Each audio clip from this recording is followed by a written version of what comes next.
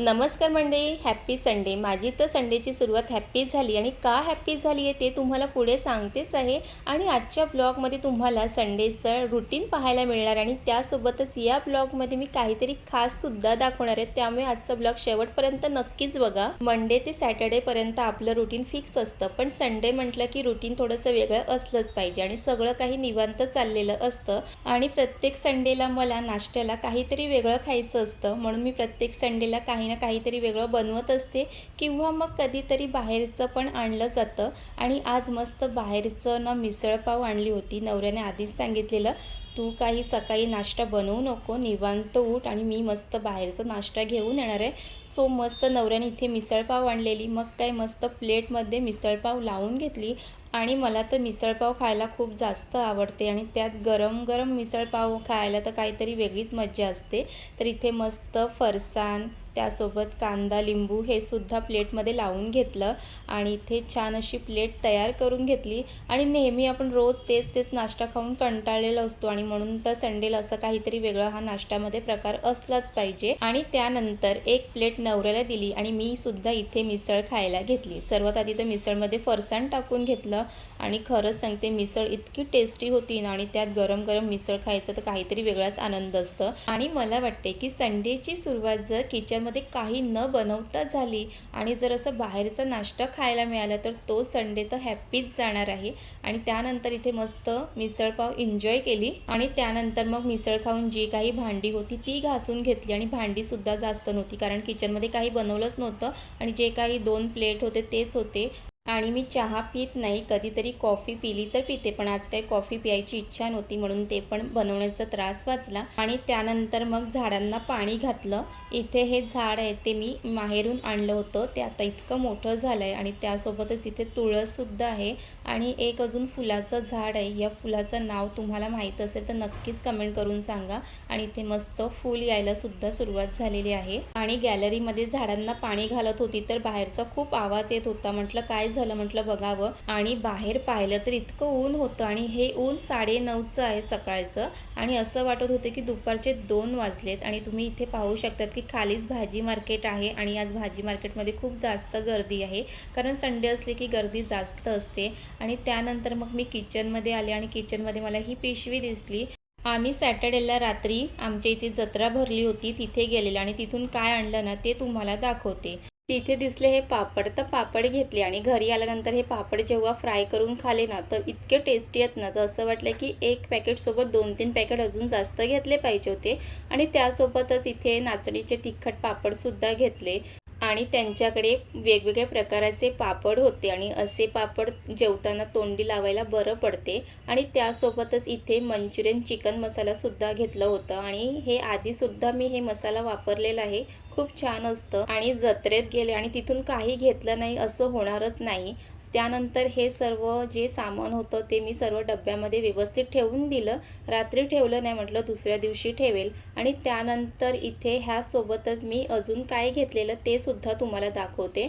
आणि हे आहे ते मी माझ्यासाठी घेतलेलं आणि तिथे मला ना हे सँडल खूप जास्त आवडलं आणि तुम्ही ते पाहू शकतात की हे सँडलचा कलर आणि डिझाईन किती छान आहे आणि ते बघताच क्षणी मला खूप जास्त आवडलं। मग काय पटकन घेतलं आणि तुम्ही ते पाहू शकतात की पायामध्ये घातल्यानंतर ह्या सँडलमुळे किती छान असं वाटत आहे। आणि हे सँडल पायात घातल्यानंतर मी चालून बघितलं ना तर खरंच खूप सॉफ्ट आहे।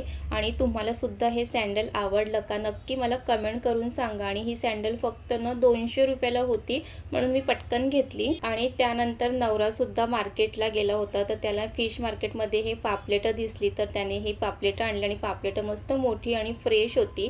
आणि म्हटलं संडे आहे तर चिकन खावं, पण चिकन पण खायची इच्छा नव्हती, तर म्हटलं काहीतरी फिशच घेऊन ये। आणि इथे मस्त नवऱ्याने मच्छीसुद्धा कट करून घेऊन आलेला आणि खरंच आज माझा संडे खूप चांगला आहे, कुठे कुठे आज माझा वेळ वाचतच आहे।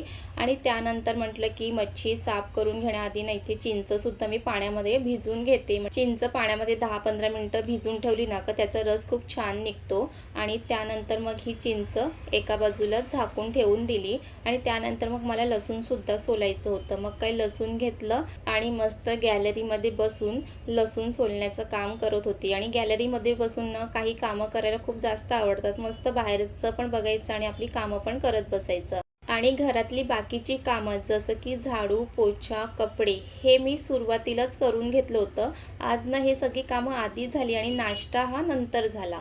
तर त्यामुळे मला तो काही भाग शूट करता आला नाही आणि संडे म्हटले की थोडंसं रुटीन हा वेगळाच असतो. जी कामं आधी होतात ती नंतर होतात आणि नंतर होतात ती कामं आधी होतात. तर असाच हा आपला संडे असतो आणि त्यानंतर जेवण बनवण्यासाठी जे काही लागणारं साहित्य आहे ते सर्व फ्रीजमध्ये काढून घेतलं. म्हटलं की मच्छी साफ करण्यापूर्वी हे सर्व जर काढून ठेवलं ना की बरं पडते आणि मी कधी पण असंच करते. जर मच्छी साफ करायचं असेल ना तर लागणारे साहित्य हे आधी काढून घेते आणि नंतर मग मी मच्छी साफ करत बसते. तर इथे हे सर्व काढून घेतलं आणि लगेच फ्रीजमध्ये सुद्धा ठेवून घेतलं. कारण ही जर सवय असेल ना तर किचनमध्ये जास्त पसारा होत नाही. आणि त्यानंतर इथे ना मच्छी आहे ती कट करून दिली होती आणि बाकीचे जे पापलेट आहेत ना ते कट करायचे नव्हते आणि त्यासोबतच ना इथे गाबोळीसुद्धा होती आणि हे बाकीचे जे पापलेट आहेत ते फ्राय करण्यासाठी मला हे असेच ठेवायचे होते, त्याला कट करायचे नव्हते. आणि इथे हे कालवण्यासाठी बाजूला करून ठेवलं होतं आणि त्यानंतर मग पापलेट आहेत ते एक एक करून साफ करून घ्यायचं आहे. आणि इथे हे पापलेट मोठी होती तर त्याचे डोक्याकडचा भाग आहे तो सुद्धा मच्छीवाल्या मावशीने छान असं कट करून दिलं होतं.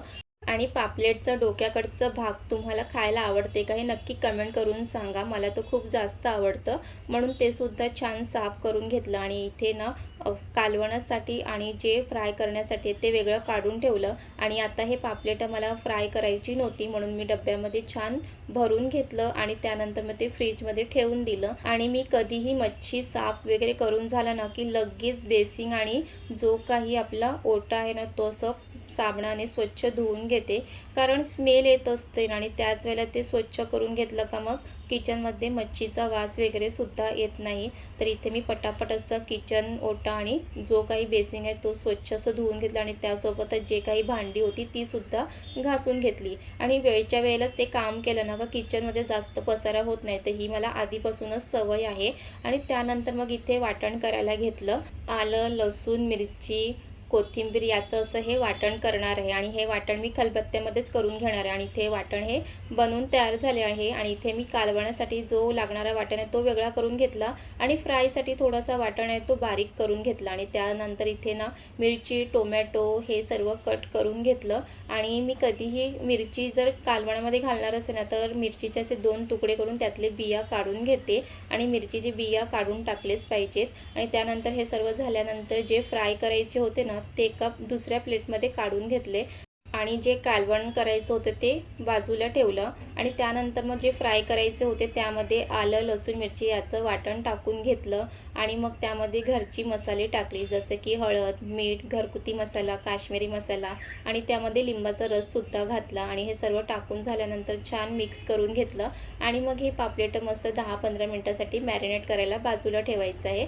आणि मी कधीही मला जर मच्छी फ्राय आणि कालवण दोन्ही करायचं असेल ना तर मी सर्वात आधी तर मच्छी फ्राय करण्यासाठी जी आहे ना त्याला छान असे मसाले लावून मॅरिनेट करायला बाजूला ठेवते. म्हणजे कालवण होईपर्यंत ते सुद्धा छान मॅरिनेट होतात. आणि त्यानंतर मग इथे ना पापलेटचं कालवणसुद्धा करायचं होतं. मग इथे कालवण करायला घेतलं. सर्वात आधी तर कढईत तेल घातलं, वाटण छान परतून घ्यायचं आहे. आणि त्यानंतर मग त्यामध्ये आपली घरची मसाले जसं हळद, मीठ, घरगुती मसाला, काश्मीरी मसाला हे सर्व टाकून घेतलं.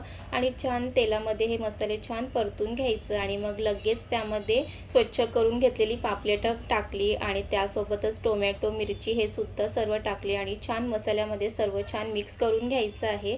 आणि त्यानंतर मग 1-2 मिनटासाठी छान वाफ काढून घ्यायची. आणि तिथपर्यंत जी चिंच पाण्यामध्ये भिजवून ठेवली होती त्याचा रस काढून घ्यायचा आहे. आणि चिंच छान भिजली की त्याचं खूप लवकर असं त्याचा रस निघतो. आणि त्यानंतर मग 2 मिनटं झाल्यानंतर त्यामध्ये चिंचेचा आंबट घातला आणि छान मिक्स करून घेतलं. आणि त्यानंतर मग झाकण झाकून एक 5-7 मिनटाची वाफ काढून घेणार आहोत. आणि लगेच मग इथे मी तवासुद्धा काढून घेतलं मच्छी फ्राय करण्यासाठी. गॅसवरती तवा ठेवून घेतलं आणि त्यानंतर मग त्यामध्ये तेल घातलं. आणि तेल इथे पूर्ण तेलामध्ये पसरून घेतलं. आणि तेल व्यवस्थित गरम झालं आहे की नाही ते सर्वात आधी चेक करून घेतलं. आणि त्यानंतर मग एक एक करून जी काही पापलेट आहे ती टाकून घेतली. आणि त्यासोबतच ना गाबोळीसुद्धा होती तीसुद्धा फ्रायच करणार आहे. आणि इथे पाहू शकतात की छान असे पापलेटला मसाले लागलेले होते. आणि ते आता छान असे एका 5-7 मिनटाने त्याला दुसऱ्या बाजूने पलटून घ्यायचं आहे. आणि इथे दुसरीकडे जे कालवण ठेवले आहे त्यालासुद्धा छान अशी उकळ आलेली आहे.